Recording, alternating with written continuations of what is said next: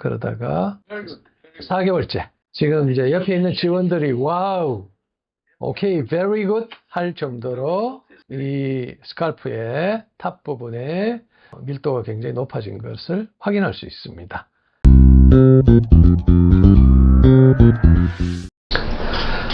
안녕하세요. 박영진 원장입니다. 제가 1편에 마이크로 이니비토리 RNA를 이용해서 안드로젠 리셉터를 타겟팅 한다는 그런 테크놀로지에 대해서 설명을 해드렸습니다.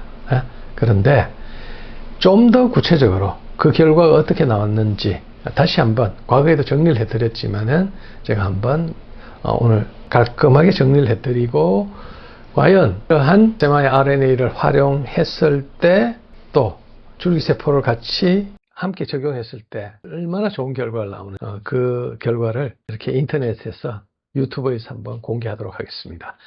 보시면 이 메커니즘은 우리가 그 헤어 로스, 탈모가 되는 메커니즘, 특히 그 남성형 탈모에 있어서는 우리 더말 파필라, 이 더말 파필라의 특별한 셀에 있는 이 안드로젠 리셉터에 다이하이드로테스토론이라는 이러한 호르몬이 들어가서 결합을 해서 뭔가 탈모를 일으키는 물질을 만들어서 소위 탈모를 유발하는 것이 일반적인 메커니즘인데, 그러면 이 부분, 리셉터 부분을 파괴하거나 리셉터에 붙지 못하게 하거나 이렇게 하면 제일 좋은 방법이면 틀림이 없습니다.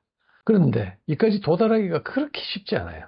여러 가지 항체를 집어넣는다 하더라도. 근데 우리 코비드 백신 할 때 mRNA 백신이라는 거 들어보셨을 거예요. 간접적으로 나노파티클을 이용을 해서 집어넣어서 간접적으로 항체를 유발해서 우리 몸을 보호를 한다. 이게 결국은 나노파티클을 활용한 그런 근육에다가 마이크로 RNA라는 이 타겟팅하는 물질을 같이 집어넣은 거죠. 국내의 바이오니아라는 회사에서 개발한 코스메르나입니다. 코스메르나는 즉 타겟하는 것이 직접적으로 siRNA, 이니비토리 RNA가 들어가서 DHT가 작동을 못하게끔 리셉터를 블록하는, 리셉터를 파괴하는 이러한 메커니즘입니다. 이 코스메르나가 없을 때는 그냥 DHT가 바로 직접적으로 노출이 되게끔 되어 있습니다. 이 회사에서는 사이언티픽 리포트지만 임팩트 팩터가 상당히 높아요. 리포트 치고도.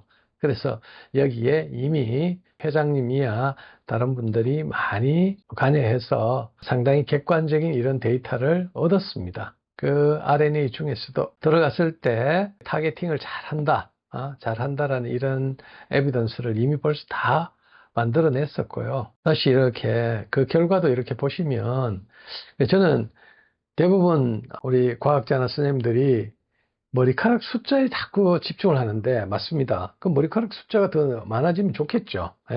그런데 실제로 환자들이 느끼기에는 머리카락이 좀 굵어졌거나 아니면 특정 에리아의 density, 그러니까 밀도가 높아졌을 때, 그것도 머리카락 숫자가 늘어난 것도 맞고 굵어진 것도 맞는데 이렇게 좀 굵어진 이런 부분에 저는 포커스를 맞춥니다. 왜? 우리의 모낭의 개수는 태어날 때부터 이미 결정이 돼 있어서 태아에서부터 결정이 되어 있기 때문에 그 부분을 특별하게 더 늘리기는 쉽진 않아요.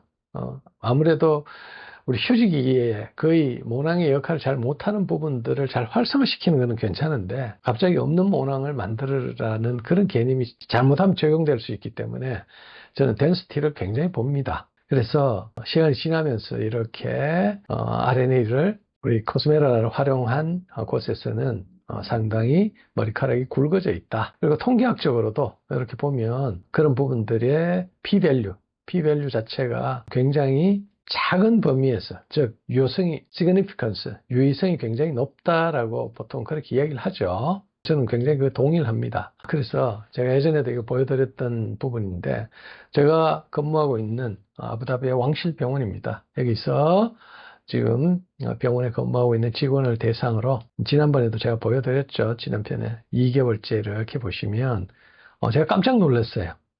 이게 2개월째 이 정도로 이렇게 좋아질 수 있을까? 메커니즘상 좋아는 수 있는데 본인 표현으로는 1달 반 정도에 좋아졌다, 시작되었다. 그리고 3개월째도 굉장히 많이 좋아졌습니다. 그러다가 4개월째, 지금 이제 옆에 있는 직원들이 와우, 오케이, very good 할 정도로 이 스칼프의 탑 부분에 밀도가 굉장히 높아진 것을 확인할 수 있습니다. 그리고 5개월째 더 좋죠. 꾸준하게 바르시기만 하면은 굉장히 좋아지는 것 같아요. It's a miracle이라는 이런 표현을 사실 많이 쓰죠. 자, 그런데 제가 이제 저것만 있으면 저희 역할은 없어지는 거죠. 하지만 우리가 이 스템셀이라는 소위 정말로 머리가 엄청나게 자랄 수 있는 안드로제닉 호르모널 타입의 안드로젠성 탈모뿐만 아니라 실제로 여성용 탈모라든지 다른 이유에 의해서 탈모가 진행된 경우에는 안드로젠 리셉터 타겟팅만 해가지고 되지 않습니다.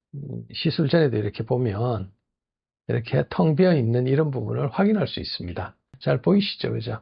자, 그런데 제가 오랜만에 갔었어요. 6개월 지나고 나서 우리가 줄기세포, 모낭률의 줄기세포를 채취를 해서 성장인자하고 신호전달 물질하고 집어넣었습니다. 근데 빽빽해요. 본인도 너무나 만족해요. 근데 과연 이게 이렇게 될 수 있을까?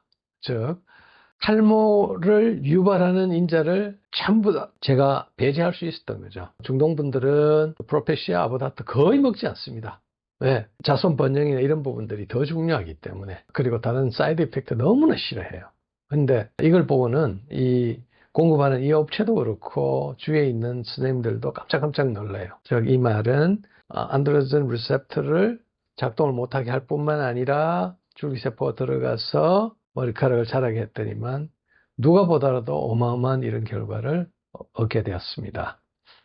그래서 제가 이제 결론적으로 이렇게 내린 건데, 먹는 약이 좋으냐 아니면 단순하게 바르는 코스메라라는 부분은 아마 국내에서는 화장품으로 곧 출시가 될 것 같아요. 근데 이 프로페시아의 부작용 때문에 고민하시는 분들은 제가 과감하게 추천할 수 있습니다. 이걸 하시면서 대신 이제 비용이 비싸니까 이 부분에 대한 딜레마는 있습니다. 그 이외에는 이렇게 줄기세포하고 같이 활용하면, 제가 이때까지 여러 개 보여드렸던 그 줄기세포 추출하는 방법, 리제너라 방법도 있고, 저희들은 조금 있으면 이제 탑그로라는 그런 방법으로 제가 다시 한번 또 소개를 할 겁니다. 이런 새로 개선되는 형태의 탑그로 방법을 활용한다면, 제가 2년이 지금 지난 다음에도 이렇게 좋은 머리카락을 유지하고 있는 것은 굉장히 획기적인 것입니다. 자, 오늘 제가 이렇게 잘 업데이트 해가지고 보여드렸는데, 이런 부분들이 탈모로 고민하고 계신 분들한테 많은 도움이 됐으면 좋겠습니다. 네, 감사합니다.